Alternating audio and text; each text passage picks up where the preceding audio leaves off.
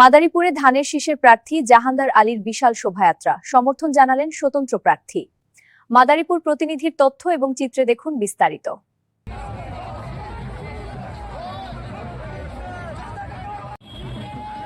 আসন্ন জাতীয় সংসদ নির্বাচনকে সামনে রেখে মাদারীপুর 2 আসনের রাজনৈতিক সমীকরণে নতুন মোড় নিয়েছে। স্বতন্ত্র প্রার্থী ও মোটরসাইকেল প্রতীকের ব্যারিস্টার শহীদুল ইসলাম ধানের শীষের প্রার্থী জাহানদার আলী জাহানকে সমর্থনের ঘোষণা দিয়েছেন। সোমবার বিকেলে শহরের শকুনি লেক পার্কের মুক্তমঞ্চে ধানের শীষের মিছিল শেষে তিনি এ ঘোষণা দেন।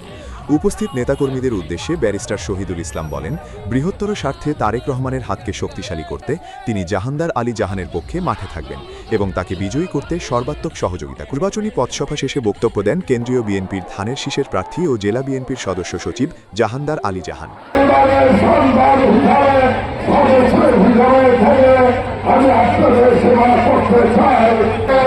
আমার দলের পক্ষ থেকে, অঙ্গ সংগঠনের পক্ষ থেকে এবং মাদারীপুরের বাসের পক্ষ থেকে অভিনন্দন জানিয়ে